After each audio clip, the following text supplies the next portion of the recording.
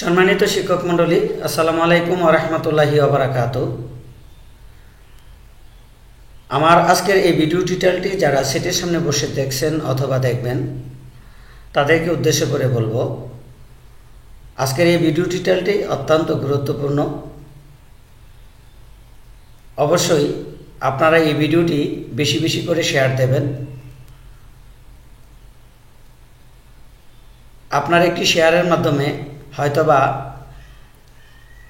অন্য আরেকজন এই ভিডিওটি দৃষ্টিগোচর হবে এবং সেও শেয়ার দেবে। এইভাবে শেয়ারের মাধ্যমে সর্বত্র জায়গায় আজকের এই ভিডিও টিউটোরিয়ালটি যে মূল বিষয়টি সেটি সকলের দৃষ্টিগোচর হবে।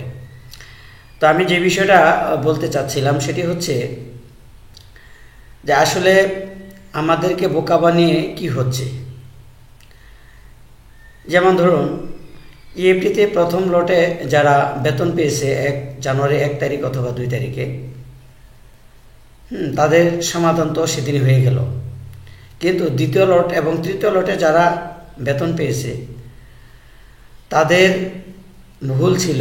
ভুল থাকার কারণে তারা বিভিন্নভাবে তথ্য সংগ্রহ করে সেটি যাচাই বাছাই করেছে। যাচাই বাছাই করে অবশ্যই সঠিক পেয়েছে। সঠিক পাওয়ার পরে সেটি আইবাস প্লাস প্লাসে প্রবেশ করিয়ে বেতন পাঠিয়েছে।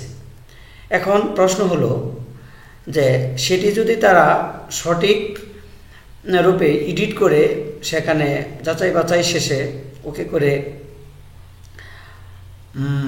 বেতন পাঠিয়ে দেয়, তাহলে সেটির আবার পুনরায় কেন সংশোধনের প্রয়োজন হবে? তারা বড়জোর এতটুকু চাইতে পারেন যে এখানে যে হার্ড কপি রয়েছে, যেমন এসএসসি সার্টিফিকেট, ইসিসি সার্টিফিকেট, অর্থাৎ সকল সার্টিফিকেট, এনআইডি কার্ড, ব্যাংক তথ্য এগুলি চাইতে পারে। কিন্তু অনলাইনের মাধ্যমে উপজেলা, জেলা এবং উপাঞ্চলিক অফিসে কেন ধাপে ধাপে এই এতগুলো কাগজ পাঠাতে হবে? এটি হলো আমার একটি প্রশ্ন।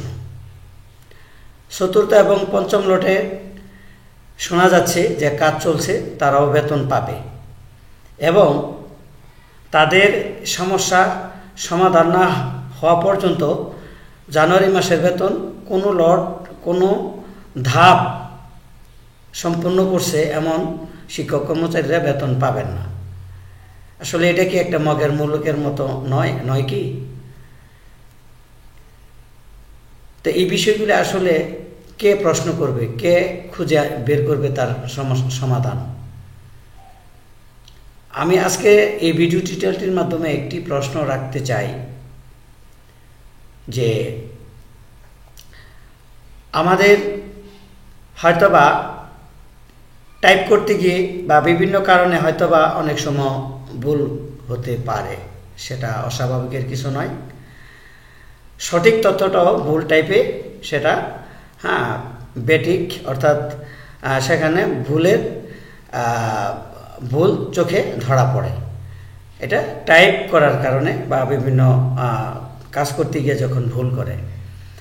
তো এই ভুলের মাসুল তো শিক্ষকদের দিতে হবে, মানলাম, ঠিক আছে। আমাদের যেহেতু ভুল হয়েছে, ভুল সেটা আমরা সংশোধন করে নেব। কিন্তু কথা হচ্ছে যে একটি কাজ যখন হয়েছে সেটি তো হয়েই গেল, কিন্তু এর প্রতীকী হিসাবে বা এর প্রমাণস্বরূপ হিসাবে তো কিছু তথ্য নিয়ে নিলেই পারে। তাইলে এই ধাপে ধাপে মানে সকল ঘাটের পানি কেন আমাদেরকে দেখাতে হবে বা খাওয়াতে হবে? আর বেশি কিছু বলতে চাই না, এখানেই রাখবো। আসলে কেন যে এ পেশায় আসলাম উপরওয়ালা জানেন, আর পরবর্তীতেও কি হবে সেটিও বুঝতে পারছি না বা জানতে পারছি না। তো আজকের মতো এখানেই কথোপকথন শেষ করছি। আল্লাহ হাফেজ।